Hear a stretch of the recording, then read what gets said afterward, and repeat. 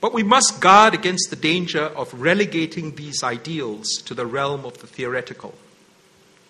The real subject of these ideals is the common citizen, who depends on the legal framework and the integrity and commitment of those entrusted with its administration for the assurance of fairness. The vast majority of those who encounter the law do so primarily at what we refer to as the subordinate courts.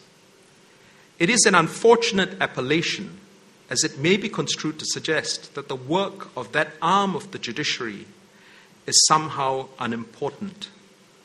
Nothing could be further from the truth. It is there that the core business of dispensing justice is carried out on a daily basis. That is our engine room, managing an annual caseload in the region of 350,000 cases. The quest to ensure that access to meaningful justice is a realistic end for all Singaporeans must start there. The Chief District Judge Tan Seong Tai and his management team have excelled in leading the subordinate courts. Beyond the notable achievement of clearing 80% of criminal cases within 6 months and 90% of civil and family cases within 18 months, they have instilled a culture of seeking to minimize the burden of those who must interface with the judicial system. When I visited the subordinate courts recently, I was impressed by the many innovations in place, and it is unsurprising and commendable that these efforts have been recognized in a number of national and international awards. But the quest to improve demands that we consider how we can enhance the efforts of the subordinate courts to meet their objective of delivering justice to the average Singaporean. 4 specific areas have been identified. The first is family justice, an area of paramount interest to all Singaporeans. The Minister for Law and I have discussed this, and we have agreed that an interagency group be established consisting of some Supreme Court judges, family court judges, and representatives from the Ministry of Law and the Ministry of Social and Family Development to work with academics and family law practitioners to consider possible reforms. The family is the basic unit in our society, and every breakdown is traumatic. The reforms should be aimed at reducing the acrimony inherent in family disputes to the greatest extent possible, without in any way limiting the outcomes that may emerge out of the work of the interagency group. The following changes might be considered. A radical shift towards a much greater emphasis on counseling and mediation aimed at the consensual resolution of the majority of family disputes.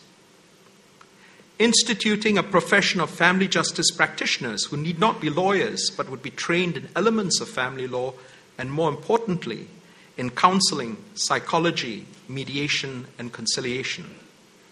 Such practitioners would be sensitive to the trauma faced by those caught in a family breakup and be committed to helping them work their way through it. Even with these efforts, it will remain necessary to seek an outcome from the courts in many cases. Although we have already evolved many practices to reduce the contentiousness that commonly infects these proceedings, the fact remains that our system of litigation is an adversarial one. It is time to consider why we should not move to an inquisitorial system in the field of family justice, where the judge leads the process of establishing what happened and designing solutions geared towards providing appropriate closure. And finally, the possibility of establishing a separate family justice court dealing with the entire suite of family justice issues. This will require substantial effort, and the interagency group will be established soon to study and report on these matters in the course of this year. Secondly, I have asked the Chief District Judge to simplify the procedural rules for smaller civil cases. Around 89% of writs filed in the Civil Justice Division involve sums of 60,000 or less. This is the jurisdictional limit of the magistrates' courts. The rules of court prescribe a single regime that assumes every case will be prepared for trial in the same manner without regard to the monetary value in dispute. This is untenable. Steps have already been taken to reduce the expense of trying these cases, and the Chief District Judge and his team will seek further ways to reduce the cost of litigating these matters with greater emphasis on consensual outcomes, and failing that by developing simpler and faster processes. In criminal justice, Mr. Attorney, you have spoken of measures you've either continued or initiated with a view to achieving some of these same objectives. I'm delighted that you have persevered in the effort to collaborate closely with the criminal bar. I look forward to your joint projects coming to fruition. I also welcome the news that the Pamphlet of Rights, an initiative that emerged from a dialogue I had with the criminal bar when I was the Attorney General, will soon be issued. In this area also, the Chief District Judge and his team will seek ways to simplify the procedures for less serious cases. He will consult your chambers and the bar before making recommendations. Lastly, I have asked the Chief District Judge to consider how we can enhance the standing of his courts.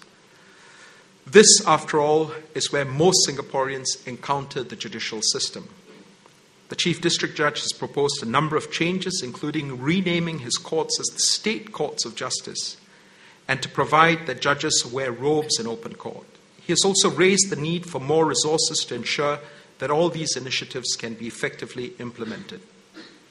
I will work closely with him to carefully evaluate all the detailed proposals as these are developed in the coming months with a view to their realization. We will be guided by the prime objective of securing the ends of fair, accessible, and customized justice for all. Just as the bulk of the judicial caseload is at the subordinate courts, so it is with the professional work of lawyers. Lawyers practicing individually or in small firms do much of this work. I came to know some of them in my work as the Attorney General and found several who best embody the ideals of lawyering. They do their bit for the poor and the marginalized and bear a disproportionate load of the pro bono initiatives of the profession, as your statistics bear out, Mr. Locke. I'm deeply grateful to these practitioners. Their engagement contributed greatly to the richness of my work then, as I'm sure it will to yours, Mr. Attorney. In the brief time I have been in the Court of Appeal, I have at times also seen the quality of submissions and the seriousness of purpose that these practitioners are capable of. This now needs to be extended across the board so that it becomes the norm. There are 3 specific points I would like to highlight. The first is in relation to continuing legal education and professional development. This was introduced in April last year, starting with young lawyers of up to 5 years standing. We've had a promising start, and by the end of last year, more than 90% had fulfilled the requirements insofar as participation in accredited CPD activities is concerned. I urge the bar to embrace the numerous opportunities for learning that will be provided, including some superb offerings from the Singapore Academy of Law. Take pride in your vocation as lawyers, and the commitment to upgrade yourselves through continuing education will naturally follow. Secondly, the bar's first duty is to the court. There are many aspects to this, but the duty to ensure one is well and diligently prepared, courteous and cooperative must rank among the more fundamental ones, as you, Mr. Locke, have observed. As we embark on a number of changes in the administration of justice, it is paramount that you approach these in the right spirit and cooperate with us in these efforts. In the run-up to my appointment, I met a group of practitioners from the small law firms. This proved to be an animated session that went on longer than any of the other sessions. I took away several ideas, and I encouraged the more senior of these practitioners to take the lead in continuing the conversation about what else can be done to further raise standards with a view to realizing their fullest potential. Thirdly, let me touch on pro bono initiatives. I think the profession can justifiably be proud of the work that has been done in this area, particularly in the last decade. The Pro Bono Promotion Committee set up by the Ministry of Law has been and will remain instrumental in charting strategic plans for the growth of these efforts.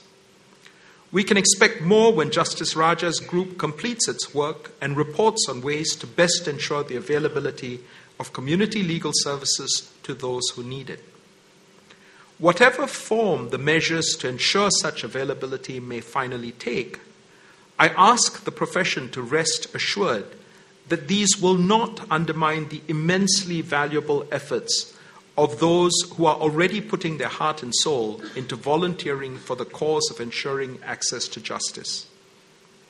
The sole practitioners and small law firms have been especially generous with their time in pro bono cases and initiatives, and it is time for the large commercial law firms and the senior counsel to share the load to a greater extent.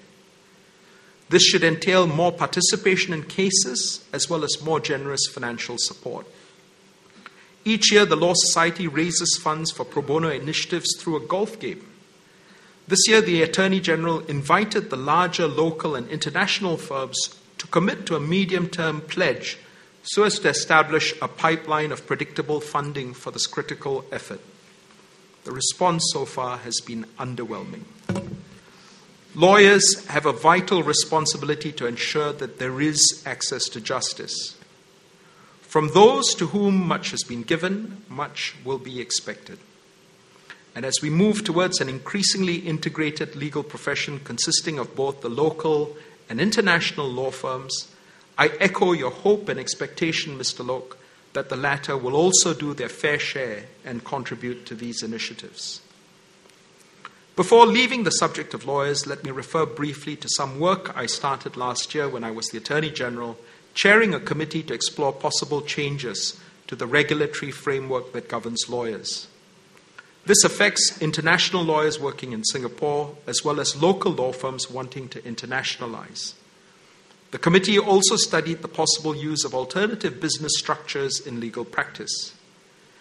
The committee will complete its work shortly and submit its report, which will address a number of these issues and propose a new framework to assure a level playing field for all lawyers based here.